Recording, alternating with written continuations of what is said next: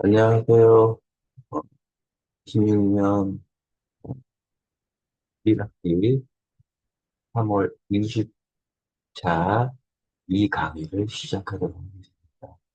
자, 화면을 공유하겠습니다.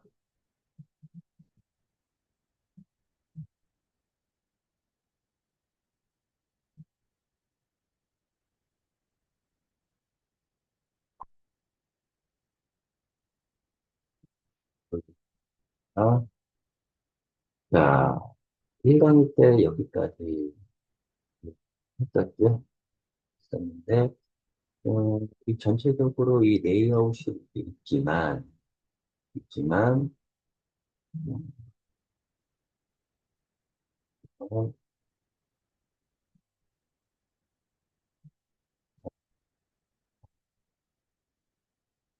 실질적으로 우리가 로봇의 중점적인 내용에 대해서 설명을 하겠습니다. 좀 더 이 화면을 좀 확대를 좀 해보면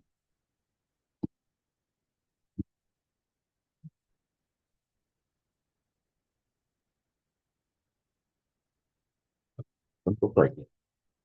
실질적으로 이 상위계층하고 그 통신을 할 때는 가장 요즘 사용하고 있는 부분들이 이더넷 통신입니다. 혹시 이더넷 통신을 해서 상위 레벨하고 데이터를 주고받고 할 수가 있죠. read 라이팅 하는 거죠. 네. 자, 이더넷 관련 통신에서도 어, 이제 1학년 2학기가 되면 샘플로 이렇게 보여드릴 수도 있고요. 하는 방법에 대해서 알고 있는 분들이 있을 거 아니에요. 자, 그 다음에 여기에 보면 이제 그 화면들이 쭉 나와 있는데요. 여기 보면 기본 정보 화면, 기본 정보 화면, 가동 상황 화면, 알람 입력 화면, 백업 화면, 그 아크 모니터 기능, 유지부 기능, 오실로스코프 기능. 이 대표적인 요 화면을 보여주는 이 외에도 많은 그 화면들이 있습니다. 음, 이 부분을 좀 더, 면, 실적으로 보면, 그래서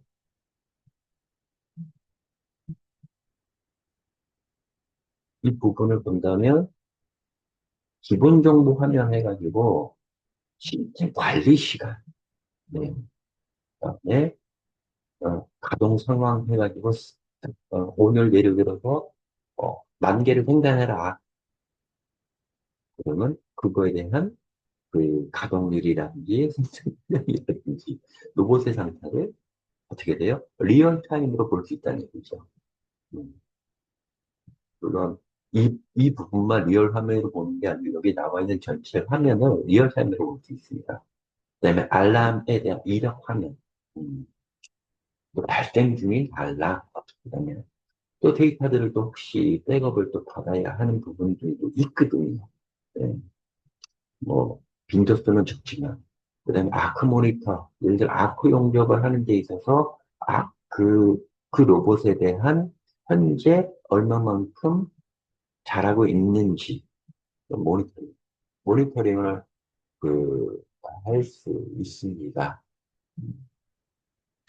그다음에 유지 보수 기능 메인테너ン스 예를 들어서 하드웨어 수명 진단이라든지 정기 점검 그다음에 오실로스코프 기능, 토크라든지 속도 기능이라든지 속도 지령이라든지 이런 부분들을 어디서 볼 수 있어요?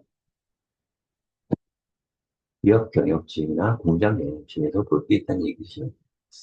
실질적으로 이렇게 모니터링해서 볼 수는 있는데요. 이제 항상 보는 건 아니고요. 그 밑에 중간 관리자라든지 그쪽에서 모니터링을 이제 하면서 이슈가 됐을 때는 여기에도 자연스럽게 볼 수 있는 그런 시스템이라고 그냥 생각하시면 됩니다. 그런 중간 과정들은 전부 다 예를 들어서 CIMPC 또는 마스터 PLC라든지 거기에는 플랫폼에 있는 야스카와 콕핏이라고 하는 이런 부분들을 로봇하고 전부 다그 컨트롤해서 옆에 있는 CIM, CIM은 그거죠. 저 컴퓨터 인테그레이티드 모디피케이션 해가지고 전체적으로 그 PC 상태를 알 수 있는 거고, 마스터 PLC가 있고, 이 마스터 PLC라고 하냐면, 이 각종 공정이 여러 개가 또 나눠지니까, 거기에 서브 PLC가 또 따로따로 있는 거죠. 로봇도 한 마리가 있는 게 아니고, 수십 마리, 수백 마리가 있겠죠. 그런 상황이 되겠습니다. 자, 그 다음에 이제, 그, 산업용 로봇의 동향을 잠깐 보겠는데요. 여태까지 요거 하나, 로보틱스 기술 혁신에 대한 단기적 미래 변화가 확정이 되는데요. 서비스형 로봇 사업 모델 채택이 되고, 로봇 시장의 경쟁이 점점 심화가 됩니다. 그 다음에 기업 내 로봇 임원직 신설, 왜? 로봇이 없으면 생산을 못하는 그 상황이 되어 있기 때문에, 기업체에서, 어, 로봇 관련된 임원직이 만들어지고 또 부서도 만들어지고 있습니다.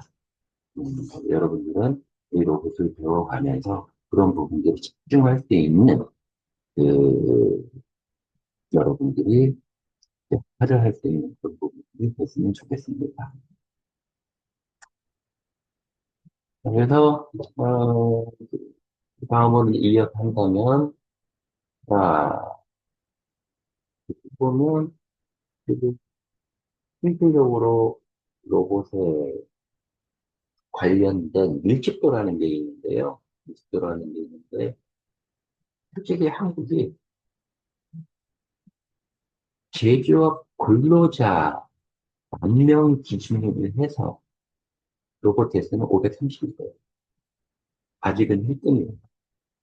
자동차 쪽에 로봇 밀집도를 보면 자동차 산업에 근무하는 10,000명당 로봇의 대수는 1276대예요. 1276대. 우리나라보다 더 많죠? 네, 이건 변화가 앞으로 이루어질 겁니다. 자, 로봇의 대표 분류의 성장 예측. 약간 시간이 조금 부족한 부분들이 있는데요. 주요 이슈는 뭐 여러분들이 텔레비나 뉴스를 보면 당연히 이제 보여지는 게 되는 거고요. 네. 자, 산업용 로봇의 그 정의, 분류, 유계, 용도, 사업 비전에 대해서 어, 들어가 보겠습니다. 자, 산업용 로봇의 개요입니다. 정의분류. 딱 정의는 이거는 그 본체 및 저장 장치가 있고, 자, 본체? 자, 이게 본체입니다. 매니플레이트, 로봇 본체. 저장 장치는 이 컨트롤러입니다. 기억 장치의 정보에 따라 본체의 신축, 밴딩, 상향이동, 좌우이동, 또는 선의 동작, 이러한 복합 동작을 자동으로 할 수 있는 기계일 것이라고 나와 있습니다. 정의입니다. 정의. 자, 로봇의 일반 분류가 되는데요. 네, 원격 조정 로봇이라든지 시퀀스 로봇이나 플레이백 로봇이나 수치제 로봇이나 지능 로봇이나 여러 가지가 있는데요. 지금 이 수직 다관절 여러분들이 배우고 있는 이 로봇은 이 플레이백 로봇입니다. 플레이백 로봇. 인간이 로봇을 이동시키는 것에 의해 심도 조건, 위치 및 기타 정보를 교시하고 그 정보에 따라 작업을 수행하는 로봇. 시퀀스 로봇보다 검연성이 뛰어나기 때문에 교시보다 복잡한 작업을 로봇에게 지시할 수 있다라는 게 일반적 분류에 나와 있는 내용입니다. 자, 원격 조정 시퀀스 플레이백 로봇. 요걸로 생각하시면 됩니다, 요거. 음, 일부러 만화 형태로 이렇게 표현을 했는데요. 어,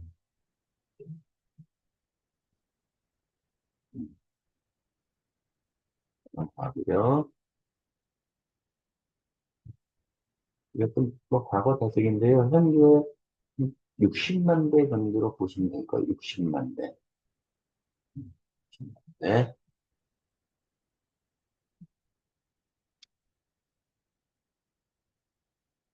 일단 준비하겠습니다.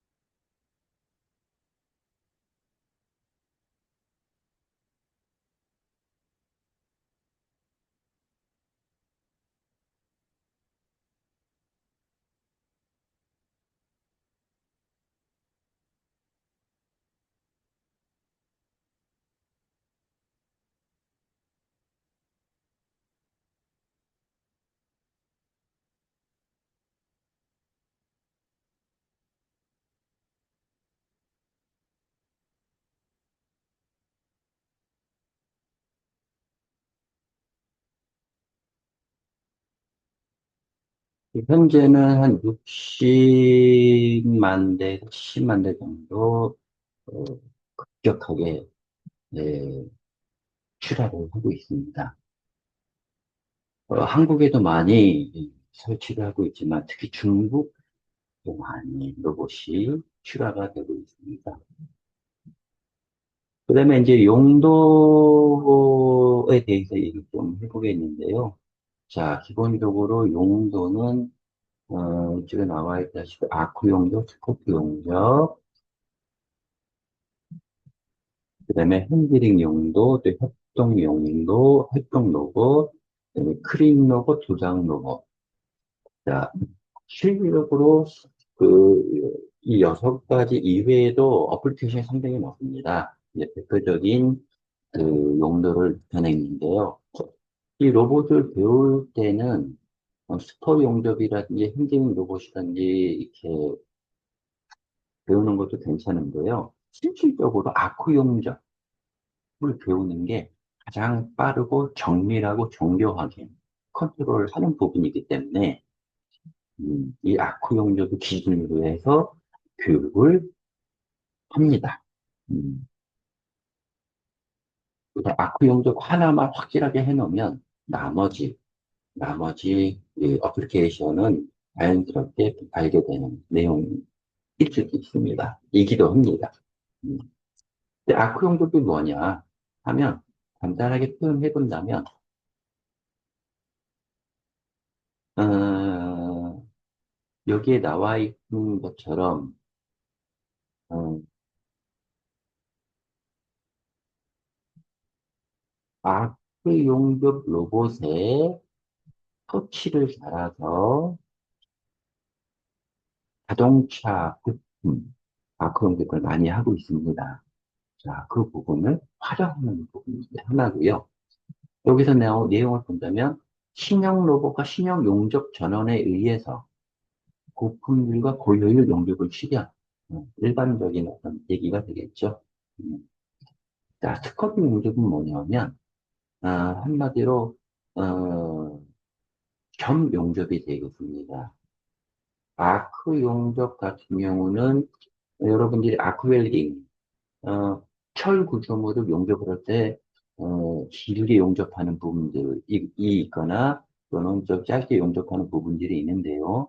CO2, 탄산가스 용접이라든지, 혼합가스 용접을 사용해서, 또 좀 더 나아가서 TV 용접도 있긴 있지만, 자, 그런 부분들을 하는 게 아크 용접이고, 스포트 용접은 그 짧은 시간 동안에 고용량의 전류를 공급시켜서 만 암페어, 만 오천 암페어 흘려서 그 스포트 용접, 점 용접을 하는 요것도 밑에 나와 있는 부분들이 있지만 자동차 라인의 그 외형, 뭐 도어라든지 트렁크라든지 본넷이라든지 차체라든지 그런 부분들을 겸용적으로 해서 작업을 하는 거죠. 그런데 그런 부분들은 과거에는 이 건이라고 있는데 이 건을 에어건이다 보니까 소음이라든지 그다음에 불량률이 높은 상태였지만 지금은 이 에어로 사용하지 않고 서브모터를 채용을 해서 상당히 조용하게 품질도 상당히 개선한 그게 이제 요즘의 스포 용도입니다. 그다음에 핸들링은 이제 일반적으로 비전 정도가 들어가야만 핸들링이 아닌가 하는 정도로 비전을 많이 사용하고 있지요. 네, 물론 여기에 이제 AI도 들어가서 하고 있습니다. 그다음에 협동 로봇은 사람하고 같이 이제 그 같은 현장에서 음, 지금 여기에 사람이 이 로봇의 핸들을 잡고 피칭을 하는 그런 부분인데요. 부모만큼 사람과 밀접해지고 있는 시대가 돼버린 거죠. 하지만 단점은 속도가 빠르지가 않죠. 최대 35%, 40%가 아마 한계로 되어 있습니다. 그다음에 크린 로봇, 반도체 로봇이라든지, 그다음에 액정 관련 진공 로봇, 대기 로봇이라는 그런 것들이 있고요.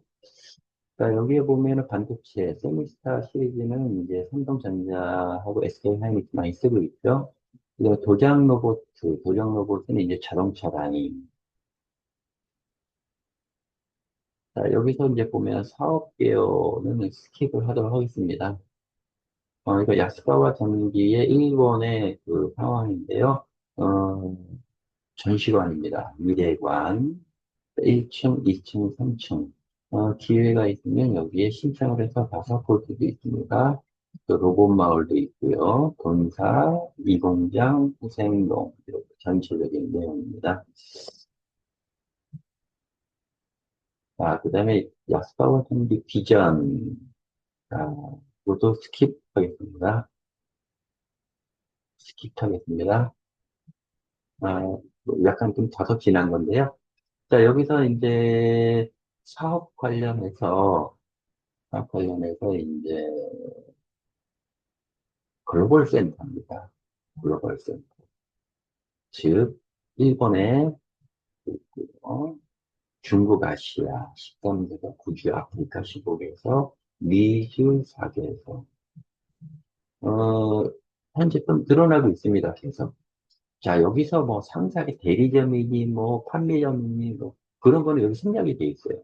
그것까지 포함을 하면은 여기 상당히 많은 내용이 이제 들어갈 건데요.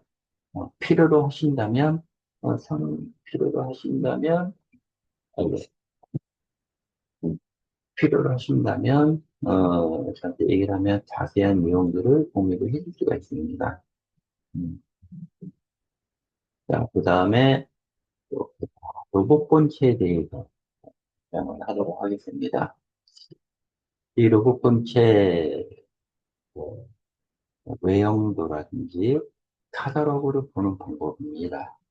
아, 우선 이 로봇 본체 외형도나 카탈로그를 보는 방법은 이걸 한번 제가 읽고 갈게요. 자동차나 자동 제품 등을 구입할 때 제품의 카탈로그를 보고 사양을 확인하는 것이 많이 있다고 생각합니다. 여러분들 자동차 갖고 있죠? 그러면 가전제품 갖고 있죠? 그거 볼 때 현장에 가서 대리점에 가서 시승도 해보고 또 보기도 하고 만져도 보기도 하고 하지만 사양서를 좀 보게 돼 있죠. 사양서를 보고 비교 검토해서 모델을 선정한다든지 메이커를 선정한다든지 자, 자, 사양은 대체로는 표의 형식으로 쓰는 경우가 많으며 이 표는 일반적으로 사양표라고 불려지고 있지요. 이 사양표에 적혀 있는 것을 읽어낼 수 있다면 그 제품의 주요 특징을 이해할 수 있습니다. 읽어낼 수 있다면. 자, 매니플레이터에 대해서 이것과 같은 것을 말할 수 있습니다. 즉, 카탈로그는 외형도에 표현되어 있는 사용표를 읽을 수 있다면 그 본체의 주요 사양을 이해하고 타사와의 사양 비교, 나아가서 본체의 선정까지 할 수 있습니다. 자, 이를 위해서 이 사양표 보는 방법을 설명을 하게 되었습니다. 자, 사양표,